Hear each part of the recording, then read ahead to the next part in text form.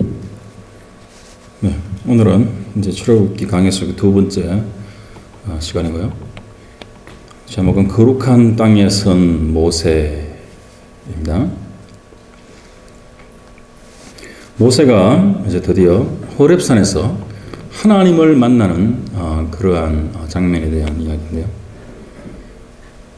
하나님께서 타락한 인류를 구원하시기 위한 그러한 영원한 계획 속에서 이제 이스라엘이라는 그러한 민족을 형성하시고 그 나일강 주변의 곡창지대인 그 이집트, 애굽 안에서 그렇게 이제 200만이라는 인구로 불어나게 하신 다음에 이제 드디어 그 백성들을 출애굽 시키기 위해서 이제 모세라는 그런 한 사람을 직접 이 호렙산에서 만나는 이제 그러한 장면입니다.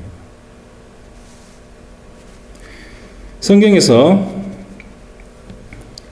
하나님께서 이렇게 또는 하나님의 사자가 인간에게 나타나는 경우가 여러 군데가 있습니다. 특히 오늘 이 부분, 불에 타지 않는 그 가시떨기나무, 그것의 불꽃으로 나타나신 이 사건은 우리가 너무나 잘 아는 것이고요.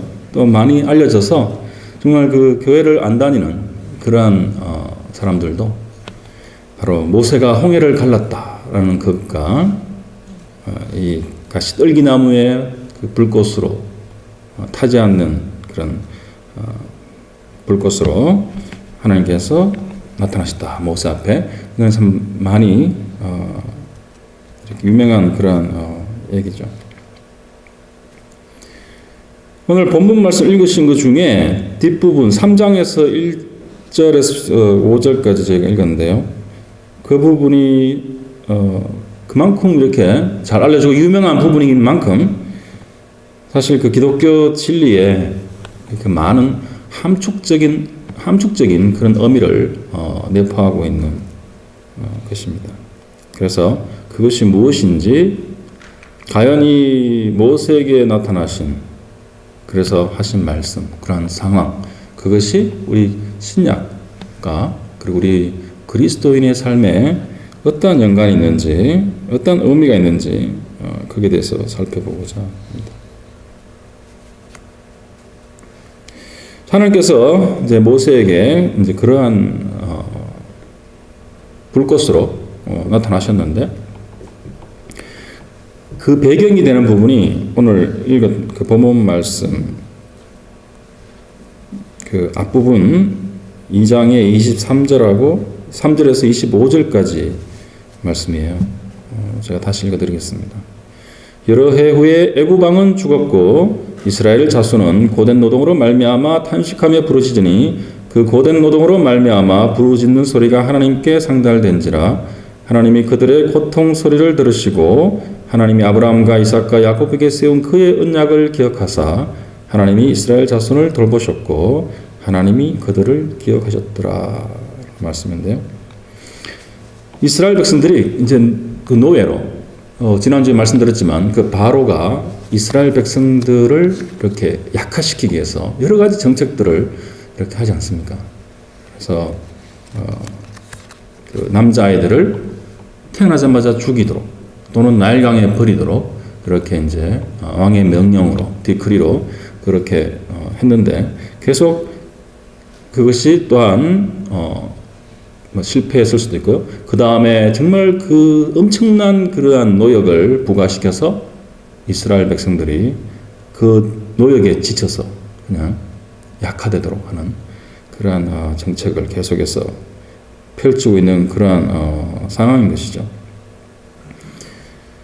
자, 그래서 모세가 이제 한 80살쯤 됐을 때죠. 80년이 지난 그 시점. 그 이스라엘의 그 백성들이 고된 노동으로 탄식하며 cry out, 부르짖었다. 그렇게 나와 있죠, 성경에. 그것이 하나님께 상달되었다. reach, 도달했다. 그런 말씀인데요. 사실은 막 그 이스라엘 백성들이 정말 예치고 그렇게 해서 그것이 우리가 뭐 이렇게 정말 강청기도 하듯이 그게 상달된 것이 아니고 드디어 하나님의 때가 찼다. 그런 말씀이죠. 하나님의 때가 이제 왔다. 하나님이 정하신 때가. 그것이 바로 그 백성들의 그 고통의 소리가 하나님께 닿았다. 드디어. 그러한 의미입니다. 왜냐하면 그전에는 하나님이 길을 다 닫고 계신 건 아니지 않습니까?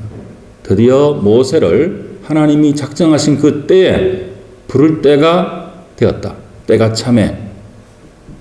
그 말씀인 거죠.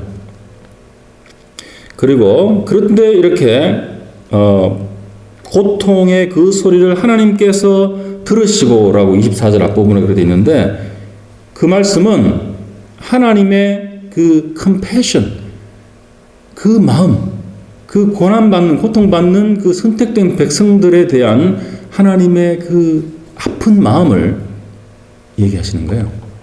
하나님께서 들으시고 계속 들으셨죠. 그렇지만 드디어 하나님 때가 와서 모세를 부르실 이제 그때가 되었다. 이제 그런 말씀입니다.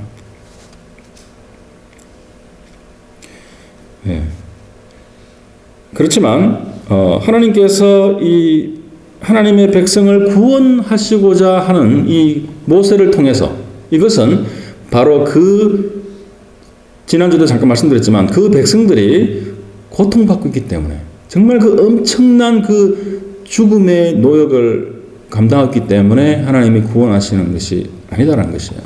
그걸 우리가 분명히 이해를 해야 됩니다. 하나님께서는 그 컴패션이 있지만 그렇지만 그것 때문에 구원하시는 것은 아니다는 거예요. 그것이 바로 오늘 본문 말씀에 나와 있는 것입니다. 만약 그 고통이 하나님의 그 구원의 그 동기한다면은 어떻게 되겠습니까? 바로 이스라엘 그 백성 200만이라는 되는 그 백성이 출애굽한 다음에 광야에서 내가 우리들이 배고프다, 목마르다, 그리고 애굽으로 돌아가고 싶다. 돌을 들어서 모세를 쳐 죽이려고 다른 리더를 세워서 애굽으로 돌아가자. 그러면 하나님께서 그때마다 바로바로 그냥 그 백성들의 그 제된 그 노예 습성, 노예 본성에서 나오는 그 요구들을 다 들어주시면서 그렇게 오냐오냐 하시는 하나님이 아니라는 말씀이에요. 그래서 그 동기가 하나님 구원의 동기가 24절 후반부에 나오는 것이죠. 그게 바로 하나님이 아브라함과 이삭과 야곱에게 세운 그의 언약, 하나님의 언약을 기억하신다라는 것입니다. 하나님께서는 이 언약을 아브라함과 이삭과 야곱과의 그 언약을 하나님께서 일방적으로 세우시죠. 아브라함을 우르에서 일방적으로 이제 선택하셔서 불러내시고 또 이삭에게 그리고 그 잔머리를 많이 굴렸던 그 야곱에게까지 정말 신실하게 그렇게 하나님의 언약을 지켜나가셨습니다. 그래서 아브라함과 이삭과 야곱이라는 표현을 많이 이제 쓰는데요. 자, 그래서 하나님께서는 이러한 자신의 그 언약에 대한 신실하심, 이것이 참 키포인트예요. 언약의 그 신실한, 하나님께서는 변하실 수 없고 신실하시기 때문에, 왜냐하면 그 컴패션 위에서, 그래서 그 노예 근성에 완전히 물들어 있던 400년 가까이 노예의 어떤 생활을 해왔던 정말 문제가 많고 변덕이 심한 이 백성, 이스라엘 백성들을 구출해내시고 이제 약속의 땅, 그 가나안 땅으로 인도해가는 그 역사를 이제 시작하시려는 그런 이제 시작 포인트죠. 그래서 우리 그리스도인들, 저희들의 구원도 마찬가지인 것입니다. 믿는 자들이 하나님을 믿고 나서도 정말 셀 수 없이 수많은 실수와 그러한 불신의 어떤 그러한 마음과 생각과 행동을 드러내도 하나님께서 그 택하신 자들을 하나님께서 예수 그리스도 안에서 세우신 그 언약, 바로 새 언약, 그 안에서 New Covenant, 그 새 언약 안에서 바로 이것은 많은 사람을 위하여 흘리는 나의 피다. 나의 피로 세우는 새 언약이다. 라고 하셨듯이 바로 그 커비넌트, 새로운 언약 안에서 우리를 구원하신다는 것입니다.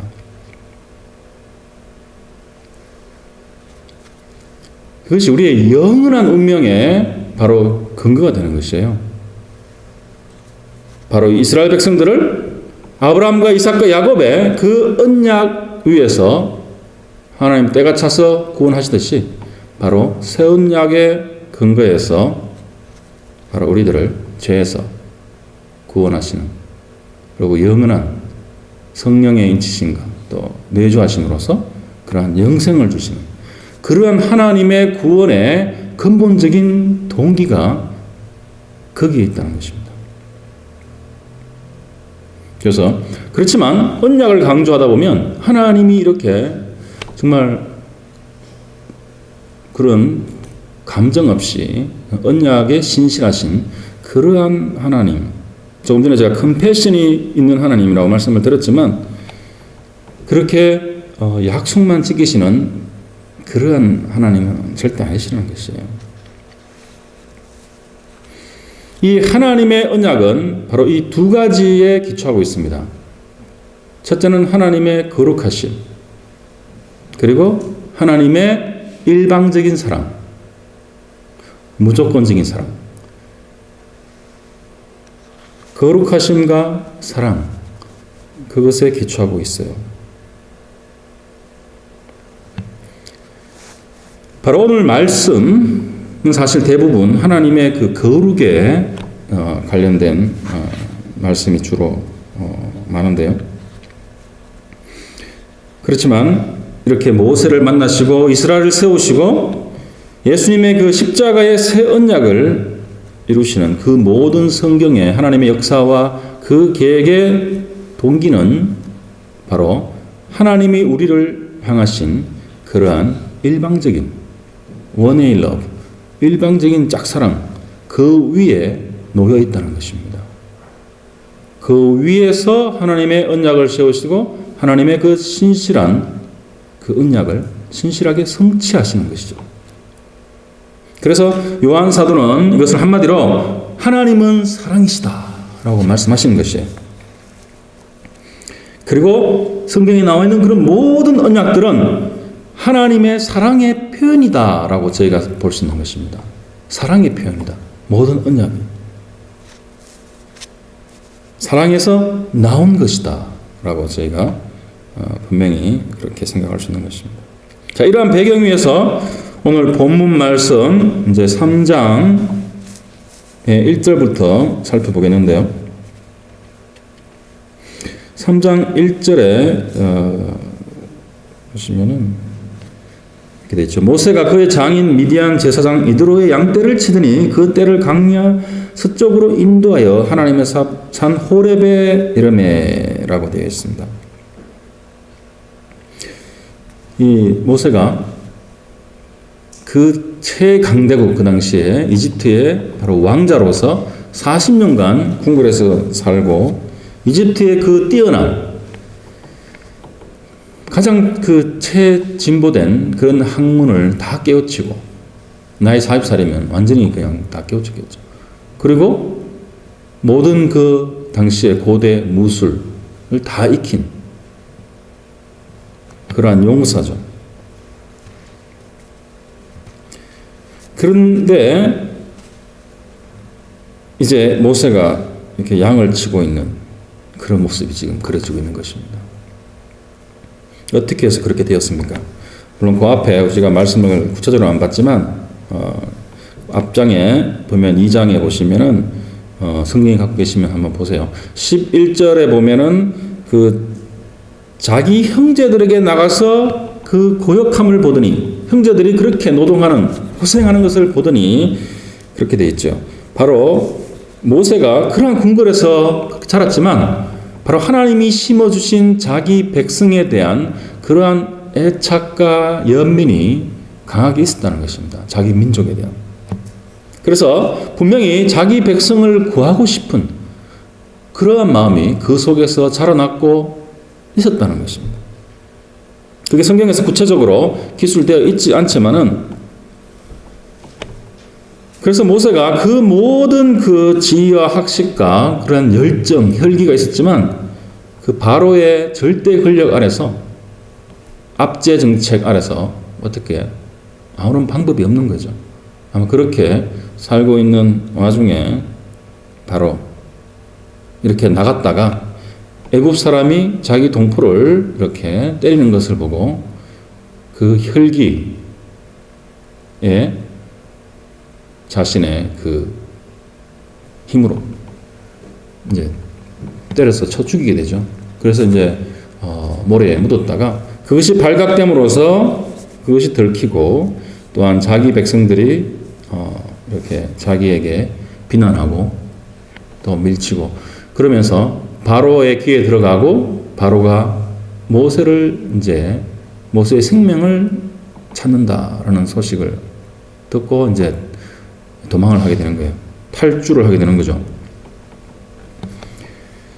예. 그래서 우리는 이 모세가 참 정말 아직 준비되지 않은 그런 리더구나. 나이 40세에 혈기가 정말 넘치는 그러한 준비되지 않은 리더. 그래서 살인자의 어떤 멍에를 쓰고 바로 그 자기 동포에 대한 그러한 애착만 갖고서 이제 이 넓고 넓은 미디안 광야로 떠나게 되는 것입니다. 그렇지만 이것은 단순한 도주라고 보기는 힘들어요. 왜냐하면 그 요게벳과 같이 모세의 어머니가 모세를 지켰듯이 바로 히브리서에서 모세가 이 모든 그 궁궐에 있는 그런 부경화를 버리고 이제 그렇게 믿음으로 광야로 떠났다라는 구절이 또 있기 때문에 우리가 모세의 그 혈기 넘치던 그 마음과 그 자기 백성에 대한, 동포에 대한 그러한 사랑과 애착을 갖고서 일단은 탈주에 가깝죠. 도주라기보다는 이제 그러한 상태로 우리가 복합적으로 이렇게 볼 수 있습니다. 자, 그래서 이제 그 미디안 제사장이라고 나와 있죠. 그 미디안 광야에 가서 바로 그 지역의 그 족속의 제사장이었던 이드로를 만나게 되고, 그 딸, 우물가에서 그 딸들을 다른 그 사나운 목자들에게서부터 구해줌으로써 그 딸 중에 한 명을 얻어서 이제 결혼을 하고, 거기서 40년이라는 또한 긴 세월을 그냥 양을 치면서 목자로서 그렇게 살아갑니다. 그 40년 동안 구체적으로 하나님께서 이 모세에게 어떠한 훈련을 시키셨는지는 구체적으로 나와 있지는 않습니다. 그렇지만 이것이 바로 아라비아 광야예요. 네. 또 하나님의 산이라고도 불리고 호셉. 그 다음에 그 바울이 또한 예수님을 만난 다음에 떠나서 가 있었던 곳, 또 바로 이 아라비아 광야. 호렙산이라고 나오진 않지만 이 근처라고 볼 수 있는 것이에요. 그래서 40년이라는 세월 동안 하나님이 모세를 어떻게, 분명히 우리가 볼 수 있는 것은 그 혈기를 많이 꺾으시고 정말 겸손한 사람으로, 온유한 사람으로 분명히 만드신 것은 분명한 것 같아요. 그래서 이제 80세가 된 모세가 많이 이제 이렇게 모세가 됐겠죠. 그렇지만 그 양떼를 이제 데리고 가다가 하루는 더 깊은 산지로, 평지를 지나서 비탈진 산지로 그렇게 더 나아가게 된 거예요. 양을 먹이기 위해서. 그래서 오늘 말씀대로 호렙산이라는 곳에 도착을 합니다. 바로 이 호렙산은 뒤에 나오는 시내산이라고 그 곳과 같은 곳이에요. 그 아라비아 광야에 있었던 그러한 산인데 같은 곳을 가리키는 곳이죠. 그래서 이 시내산에서 나중에 모세가 십계명을 받게 되는 바로 그곳입니다. 그런데 바로 이 호렙산이라는 이곳에서 바로 모세의 인생에 가장 중요한 터닝 포인트가 되는 전환점이 되는 그러한 일이 일어난 것이죠. 바로 그 떨기나무가 하나 있는데 거기에 불이 붙었고 그리고 그것이 활활 타는데도 그 나무가 메마른 나무가 이렇게 재로 변하지 않는 그러한 것을 이제 보게 되었고 바로 그 불꽃 속에서 여호와의 사자가 나타났다. 이렇게 성경은 기록하고 있습니다. 그래서 오늘 말씀 3절과 4절을 보시면은 모세가 내가 돌이켜 가서 이 큰 광경을 보리라. 이제 하면서 가까이 가려고 하는 그런 상황이죠. 그럴 때 바로 여호와의 사자 4절에 보면 모세야 모세야 라고 부릅니다. 바로 이 두 번을 부르는 것은 상당히 친숙한 그러한 친근감을 드러내는 그러한 호칭 방법이죠. 그래서 여호와의 사자가 이렇게 모세를 두 번 부릅니다. 그래서 모세가 내가 여기 있나이다 라고 이제 대답을 하죠. 자, 바로 여기서 우리가 두 가지를 짚고 넘어가야 할 그런 중요한 포인트가 있는데요. 2절에 나오는 여호와의 사자가 누구입니까? 바로 여호와의 사자라고 성경에 나오는 말씀, 다른 데도 나오지만 오늘 본문 말씀에 보면 바로 뒤에 4절에 보면 여호와께서라고 나와요. 이따 보겠지만 여호와께서, 그리고 그 다음 절에 보면 두 절에는 하나님이라고 나옵니다. 야훼, 그 다음에 엘로힘, 하나님이라고 나오는데 그것을 2절에는 여호와의 사자다. 그러면 다른 분이 나타나신 거예요? 아니면 이걸 어떻게 우리가 해석할 수 있습니까? 그래서 이것을 인간의 눈으로 볼 수 있도록 하나님이 나타나신 것, 이것을 우리말로는 하나님의 현현이다 이렇게 표현을 하는데요. 영어로는 바로 theophany라고 합니다. theophany. 그래서 성경에서 그런 특별한 천사를 지칭하는 그러한 경우를 제외하고는 하나님의 사자 또는 천사라고 하는 것은 바로 하나님을 가리키는 것입니다. 그 예로 창세기 22장에 보면 그 바로 모리아 산에 이삭을 바치는 그 장면이 나오죠. 그때 그 하나님께 아브라함에게 나타났던 그 하나님의 사자가 먼저 나타나서 그 아브라함이 이삭을 죽이려 할 때, 희생제사를 드리려고 할 때 이제 못하게 딱 스탑시키지 않습니까? 그때 나타난 그 하나님의 사자라고 되어 있는데요. 이때도 이제 보면 아브라함아 아브라함아 이렇게 부릅니다. 그리고 말씀에는 제가 안 넣었는데 그 22장 16절 18절을 보시면은 아브라함에게 바로 아브라함 언약을 주십니다. 그래서 앞에 그 하나님의 사자가 바로 뒤에 하나님께 아브라함에게 그 아브라함 언약을 주는 그 하나님, 여호와 하나님이라는 것입니다. 이런 예가 지금 많이 있어요. 바로 창세기 32장에 그 유명한 또 그 야복강에서 강가에서 씨름한 그 야곱의 얘기가 있죠. 그래서 어떠한 사람이 나타나서 그 사람과 밤새도록 씨름을 했다라고 하는데요. 그 창세기 32장 말씀이 나중에 48장 16절에 보시면은 하나님의 사자라고 나와요. 그 사자랑 그 실험한 것에 대해서 기록되어 있는데 바로 그 야곱에게 나타난 그 하나님의 사자를 야곱이 창세기 32장 30절에 내가 하나님을 대면하여 보았으나 내 생명이 보존되었다라고 했습니다.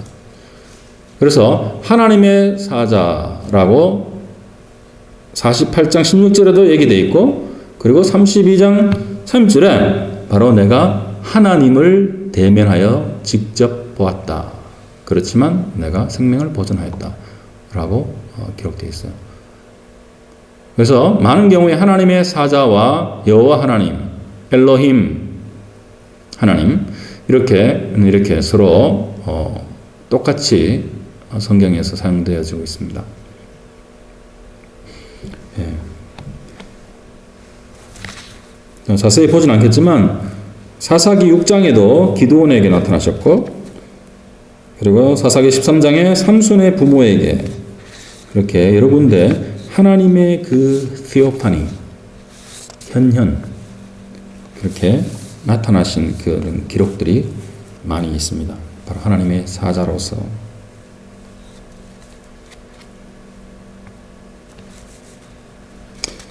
네, 그 다음에 두 번째 중요한 포인트는 하나님께서 불꽃 가운데 나타나셨다는 것이에요. 바로 이 불타는 그 떨기나무에서 하나님의 사자가 나타나셨는데, 바로 이 성경에서 나타나는 이 불은 특별한 의미가 있습니다. 그래서 그 두 가지 의미가 있는데요, 성경에서. 첫 번째는 멸망케 하는 불. 우리가 너무나 잘 아는 소돔과 고모라를 멸망시켰던 그런 유황불 등 여러 가지 그 불 있죠. 멸망케 하는 불이 있고, 두 번째로는 정결케 하는 불이 있습니다. 그래서 그것은 바로 거룩하게 하는 불. 똑같은 거죠. 그래서 멸망하게 하는 것, 거룩하게 하는 것. 두 가지 종류의 불이 성경 전체에 이렇게 나옵니다. 하나님의 심판을 나타내는 그런 불, 좀 끔찍한 그런 구절들이 있는데요. 우리가 이것도 똑같이 살펴봐야 되는 그러한 구절입니다. 바로 이사야서 66장 15절 16절을 보시면은, 그렇죠? 보라, 여호와께서 불에 둘러싸여 강림하시리니 그의 수레들은 혀리바람 같으리로다. 그가 혁혁한 이세로 노여움을 나타내시며 맹렬한 하염으로 책망하실 것이라. 여호와께서 불과 칼로 모든 혈육에게 심판을 베푸신즉 여호와께 죽임 당할 자가 많으리라. 바로 이것은 하나님이신 예수님의 재림을 궁극적으로 말하고 있는 것입니다. 그래서 이 이사야서의 예언, 구약의 말씀이 그 말씀의 병행 구절이라고 할 수 있죠. 패러럴 되는 그 말씀이 바로 데살로니가 후서 1장 7절에서 8절 말씀이에요. 상당히 유사한 말씀인데요. 읽어드리겠습니다. 환난을 받는 너희에게는 우리와 함께 안식으로 갚으시는 것이 하나님의 공이시니 주 예수께서 자기의 능력의 천사들과 함께 하늘로부터 불꽃 가운데에 나타나실 때에 하나님을 모르는 자들과 우리 주 예수의 복음에 복종하지 않는 자들에게 형벌을 내리시리니. 이렇게 되어 있죠. 바로 불꽃 가운데 불로서 나타나시는, 바로 하나님의 심판을 나타내는 그러한 의미로 쓰여져 있습니다.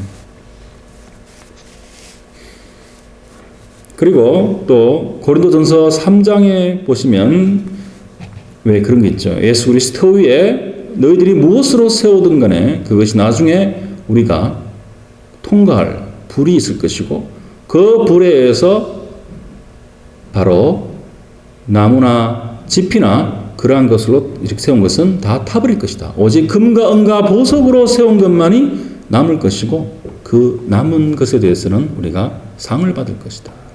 그렇지만 다 타버리면 우리가 정말 불에서 거의 이렇게 간신히 구원받은 것처럼 그렇게 될 것이다 라는 말씀이 있어요. 바로 그 불, 그 영적인 불, 무엇을 말씀하고 있는 것입니까? 바로 우리가 예수 그리스도의 터 위에 세운다고 하면서 바로 우리 육의 소욕을 따라서 하는 모든 일들, 교회 안에서 또는 교회 밖에서 우리가 영적이라 생각하면서 하는 모든 일들이 육의 바탕을 둔 것일 때 그것은 다 타버리고 없어진다는 것이에요.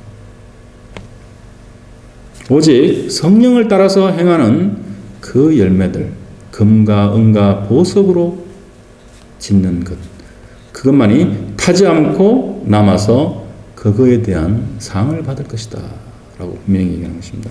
그때 말한 이 바울의 그 불은 바로 그것을 평가하는, 태우는 그러한 불이죠. 그래서 타버릴 거는 타게 만드는 그러한 불입니다. 그리고 또한 우리 이제 신약에 나오는, 이것은 두 번째 우리가 정결케 하는, 거룩케 하는 그러한 불에 가까운 것인데요. 바로 우리가 너무나 잘 알고 있는 마태복음 3장 11절에 세례 요한이 한 말이죠. 바로 성령과 불에 대한 얘기입니다. 나는 너희로 회개하게 하기 위하여 물로 세례를 베풀거니와 내 뒤에 오시는 이는 나보다 능력이 많으시니 나는 그의 신을 들기도 감당하지 못하겠노라. 그는 성령과 불로 너희에게 세례를 베푸실 것이요 라고 했습니다. 바로 이 성령과 불 했을 때 바로 이 불의 의미가 무엇입니까? 이것이 바로 성령에 의해서 죄인이 회개할 때, 회개하고 거듭날 때 바로 우리 이 죄인들 속에 있는 그러한 죄, 하나님께 대항해서 높아진 그러한 나의 육, 그러한 육에 우리가 저질렀던 모든 그런 죄악들, 그러한 것들을 다 태워버린다는 것이에요.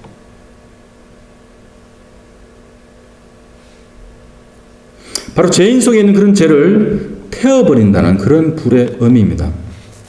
그래서 그것을 통해서 바로 우리를 정결케 한다. 바로 거룩하게 한다. 라는 그러한 의미죠. 그것이 바로 성령과 불로 세례를 받는다는 뜻입니다. 그것을 앞에서 성령의 불이다라는 말도 쓰긴 쓰죠. 자, 이렇게 되는 것을 바로 성경에서는, 특히 로마서에서는 칭의라고 하는 것이에요. justification. 하나님 앞에서 우리가 예수 그리스도의 십자가의 보혈로 인해서 의롭게 된다라는 것이죠. 그렇게 우리 속에 있는 그 죄악을 태워버린다는 것입니다. 없애버린다는 것이죠. 정결케 한다는 것입니다. 여러분은 다 이 불세례를 다 받으셨습니까? 이런 뜨거운 불세례를 다 받으셨어요?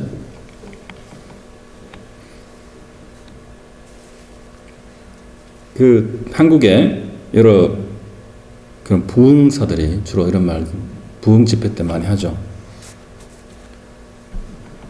불 받으라! 뭐 이런 말씀도 하시고, 네, 그러면은, 네, 불이 정말 나오는 것처럼 우리가 생각하고 막 피하고 막 그럴 수도 있는데, 그러한 종류의 불 받는 것, 막 감정의 어떤 그러한 흥분을 통해서 불 받는 것, 또는 신비주의적인 어떤 그러한 성령의 역사로서 막 고함을 지르고 아니면 이렇게 막 넘어가고 그러한 것이 불 받는 것이 아닙니다. 바로 예수님께서 하신 일, 바로 완성하신 일, 그 위에서 내 자신이 그동안 얼마나 죄인된 모습으로 살아왔던가, 바로 말씀 위에서 정말 자신의 죄에 대해서 통회하는 자, 통회하는 그 마음, 그러한 자들에게 하나님께서 그런 뻗치시는 그 사랑의 손길을 우리가 느끼는 것. 그게 불 받는 것이에요. 불의 성령, 불의 세례를 받는 것이에요. 그래서 그 하나님의 그 섬세한 사랑의 손길이 바로 우리의 이 영혼의 심장을 만지시는 거예요. 만지시고 그것을 변화시키는 것입니다. 그때 우리는 뜨거움을 느끼는 거예요. 그것이 바로 성령의 불인 것입니다. 그래서 우리가 이 영혼의 가슴이 뜨거워져서 바로 그 우리의 가슴 속에서 뜨거워진 그 영혼의 그러한 눈물, 그것이 우리의 육체의 이 두 눈 밖으로 이렇게 흘러나오는, 그렇게 만드는 불인 것입니다. 자, 그 본문 말씀 3장 5절을 보시면 하나님께서 갑자기 이렇게 말씀하시죠. 하나님이 이르시되 이리로 가까이 오지 말라. 내가 선 곳은 거룩한 땅이니 내 발에서 신을 벗으라. 라고 되어 있어요. 오는데 이 다가오는 모세를 가까이 오지 마라.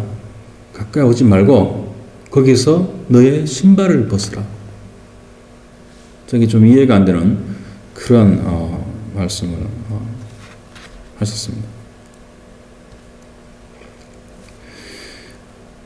바로 하나님께서 너의 선 곳은 거룩한 땅이다 라고 말하셨는데, 그 넓은 이 세상에 그 한 구석, 그 이스라엘 옆에 밑에 있는 그 아라비아 광야, 그 광야에서도 한 기퉁이, 그 호렙산이라는 곳에 모세가 있었던 거기에 하나님이 임재하셨다는 거죠.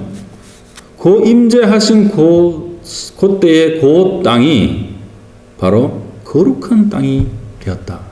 거룩한 땅으로 변했다라고 말씀을 지금 하시는 거예요. 그렇기 때문에 모세야, 너는 이 땅에서 너의 신발을 벗으라 라고 지금 명령을 하시는 것입니다. 그러면 거룩한 땅에서 꼭 신발을 벗어야 되는 거죠? 참 이게 잘 이해가 안 되는 부분이에요. 그리고 성경에서 그 해석이 잘 나와 있지도 않습니다. 왜 신발을 벗어야 되는가? 그 당시에 어떤 문화나 그러한 것을 비추어봐도 사실 그런 확실한 근거가 없어요. 그래서 이제 여러 학자들이 이론을 냈는데, 바로 그 당시에 신었던 그 신발은 샌달이죠. 샌달이었고 양말을 신지 않았기 때문에 맨발에 이렇게 샌달을 신는데, 바로 그 샌달은 다 동물 가죽으로 주로 만들었습니다. 그래서 동물로 만들었기 때문에, 동물의 가죽으로 만들었기 때문에 그것이 불결하다 또는 불순하다 이렇게 보기 때문에, 그래서 거룩한 땅에서 하나님께서 신발을 벗으라 라고 명령하셨다라고 이렇게 주장하시는 분들도 좀 많이 있어요. 그런 이유인지는 모르겠지만 한국에 그 예배당의 앞에 이렇게 교회 강대상 이렇게 주위 올라올 때 이렇게 신발을 벗고, 근데 신발을 벗는데 대신 슬리퍼를 신는다고. 그죠? 왜 신발을 갈아 신는지 모르겠지만, 더러운 것을 벗어버리고 깨끗한 신발을 신는다는 그런 마음이 있는 것 같아요. 자, 그렇다면 신발을 벗고 슬리퍼를 신다고 해서 그 발이 깨끗한 건 아니죠, 절대로. 물론 신발 바닥에 있는 그런 먼지는 없겠지만, 또한 그 모세의 그 신고 있던 그 샌들을 벗으면 모세의 발은 얼마나 더러웠겠습니까?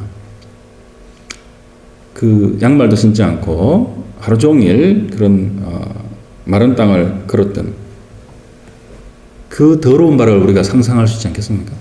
자, 그런데 하나님께서 너의 샌들을 벗으라 라고 하신 거죠.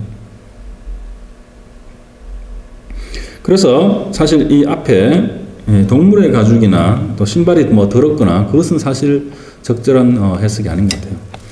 그래서 가장 설득력이 있는 그러한 해석 중에 바로 성경에 이러한 힌트가 있습니다.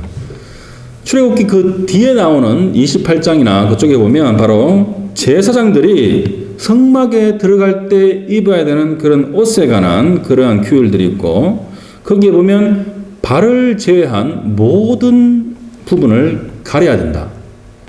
가릴 수 있도록 그러한 옷들을 입어야 된다. 그렇게 되어 있는데요. 그렇지만 발을 가리는 게 없어요. 그래서 바로 그 성막에 들어갈 때 또는 지성소에 들어갈 때 그러한 제사장들이 그 거룩한 장소에 들어갈 때 맨발로 들어갔다는 것이죠.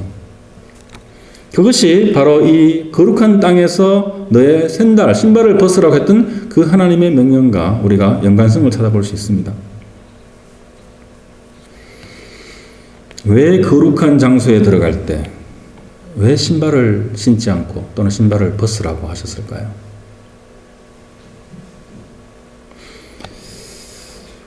바로 신발이란 것은 세상으로 나가는 수단이 되는 것입니다. 우리가 방에서 밖으로 나갈 때 신발을 신죠. 바로 세속으로 나아가는 그러한 수단이 되는 것이고, 그래서 그 신발은 세상의 어떤 그런 오염을 상징하는 걸 수 있습니다. 그래서 그 신발을 벗으라라는 의미는 우리가 하나님께 surrender, 하나님께 항복하는 것, 그리고 하나님께 온전히 순종하겠다는 그러한 표시인 거죠. 하나님도 그러한 것을 지금 요구하고 계시는 것이에요. 하나님 앞에 우리가 맨발로 서 있는 것을, 양말도 신지 않고 맨발로 서 있는 것을 한번 상상해 보세요. 그 마음이 어떤지 우리 이렇게 느낌이 조금 이렇게 오실 겁니다.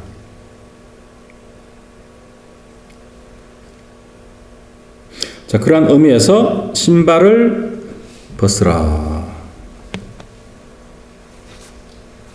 하나님께 항복하고 순종하고 나아가서 하나님께 완전히 의지하는 것, 거룩한 땅에서 하나님의 임재를 느끼고 그 속에서 살아가는 것, 그것이 바로 신발을 벗으라는 그런 의미라는 것이죠.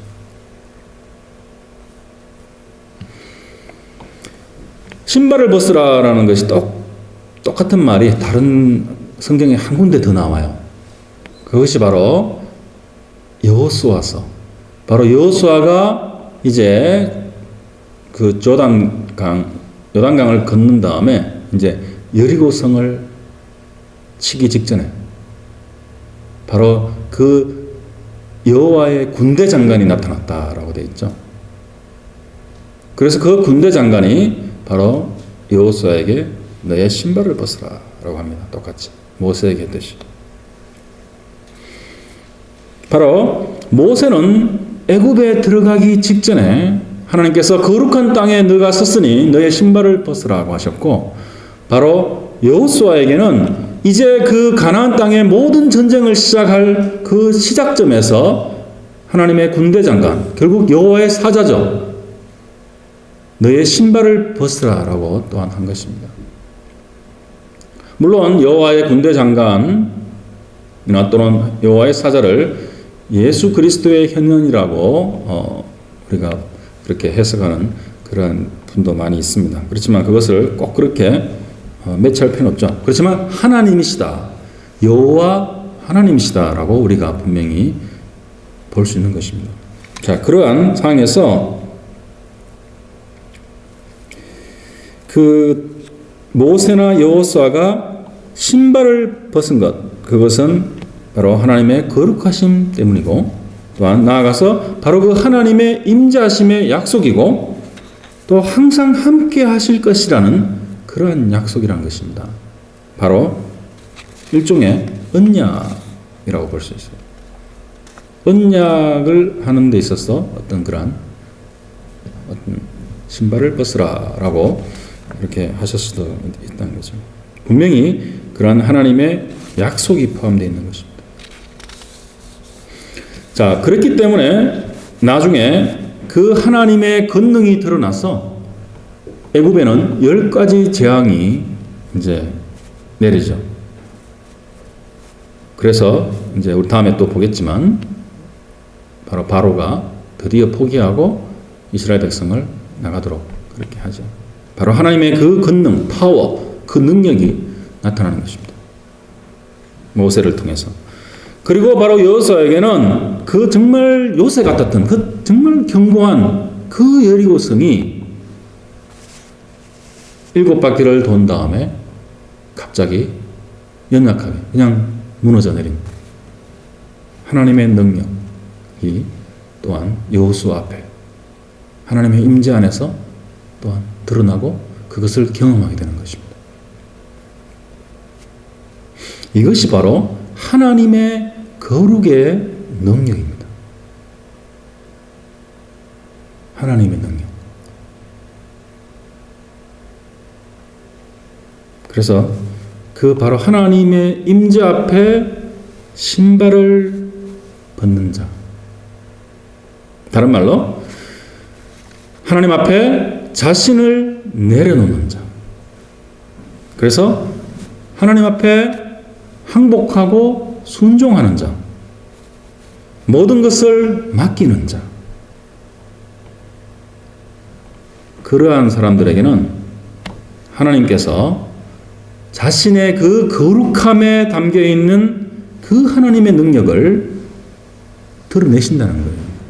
그 사람의 인생에 또 그 사람의 그런 일 속에 하나님의 임재 가운데 있을 때 그 하나님의 그 능력이 거룩한 그 땅 위에서 거룩한 그 관계 위에서 드러내신다는 것입니다.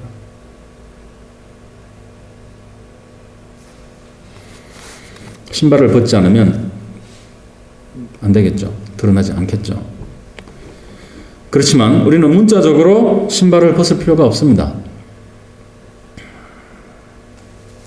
마태복음 1장 23절을 보시면은 바로 이런 말씀이 있죠. 보라, 처녀가 잉태하여 아들을 낳을 것이요 그의 이름은 임마누엘이라 하리라 하셨으니 이를 번역한적 하나님이 우리와 함께 계시다 함이라. 바로 예수 그리스도 하나님이신 그리스도가 바로 성령과 불로서 우리 믿는 자들에게 세례를 주셨고, 그래서 우리들은 이미 거룩한 자들이 되었고, 왜냐하면 그 불로서 성령의 불로서 우리 속에 있는 그런 죄가 이미 다 타버렸기도 하지만 바로 그 임마누엘 하나님, 그 그리스도가 성령으로 우리 안에 항상 함께 계시기 때문입니다.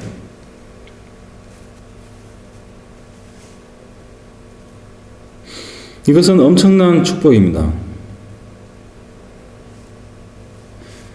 그 임마누엘을 하시기 위해서 바로 예수님께서 이 땅에 그렇게 육신으로 오시고 십자가로 걸어가셔서 죄된 나를 위해서 못 박혀 죽으신 것이에요. 그러면 우리는 그 은혜를 받아서 나의 것으로 만들어서 바로 그 하나님의 임재하심, 하나님의 내주하심, 하나님의 내주하시고 하나님이 거하시는 그 자체가 바로 거룩함이라는 것입니다.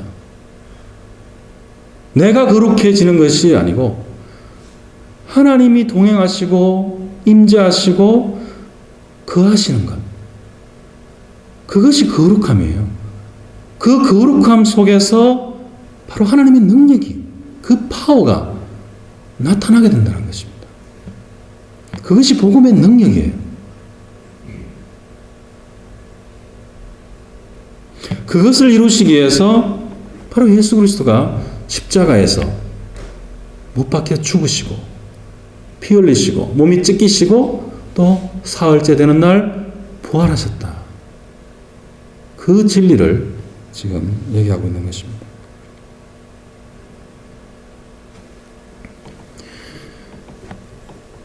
여러분, 그리스도를 항상 바라보십시오. 그리스도의 십자가에 항상 우리 자신을 연합하여 이 육의 소욕을 부인하고 또한 이 육의 걱정과 욕심과 모두한 그러한 소욕에 대해서 그것을 십자가에 못 박아야 되는 것이죠. 사도 바울이 나는 날마다 죽노라 했듯이 우리는 그것을 못 박을 수 있는 능력이 우리에게 주어져 있는 것입니다. 그것이 거룩이에요.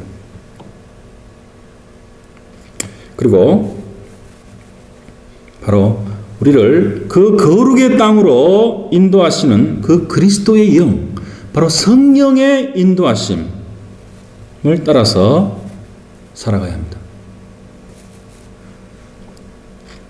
바로 그것은 날마다 하나님의 임재 앞에서 나의 신발을 벗는 것과 같은 나를 내려놓는 하나님 앞에 정말 나의 본 모습, 숨김없는 그 모습을 하나님 앞에 온전히 가져가는 그러한 행위인 것입니다. 그런 결단을 하는 것입니다. 그러한 자 모두에게는 바로 모든 것이 합해서 선을 이루시는 하나님의 능력이 드러나는 것이죠. 그래서 그 하나님의 그 거룩의 승리, 우리 인생의 승리, 영적인 승리, 그 모든 것이 이제 우리의 것이 될 것이고, 바로 거룩과 사랑이라는 그 하나님의 본질이 바로 우리들 속에서 차차 이렇게 완성되어져 가는 것입니다. 자, 그러한 복을 정말 다 누리시는 그러한 분들이 되시기를 주님의 이름으로 축복합니다. 같이 기도하시겠습니다. 사랑과 거룩의 아버지 하나님 감사합니다. 오늘 불붙는 가시떨기에 임재하셨던 그 하나님, 모세에게 신발을 벗으라, 이것은 거룩한 땅이라고 하셨던 그 하나님, 그 하나님이 우리에게 임마누엘 십자가의 그리스도의 영으로 또한 오셨음을 감사를 드립니다. 주님, 정말 저희들이 그 그리스도 안에서, 그 거룩함 안에서 담대하게 하나님을 닮아가며 하나님이 주시는 그 능력과 힘으로 그리스도의 십자가를 증거하며 또 내 자신을 부인하며 날마다 예수 그리스도를 닮아가는 저희들 다 될 수 있도록 주님 축복하여 주시고 인도해 주시기를 간절히 기도드립니다. 모든 말씀 예수님 이름으로 기도드렸습니다. 아멘.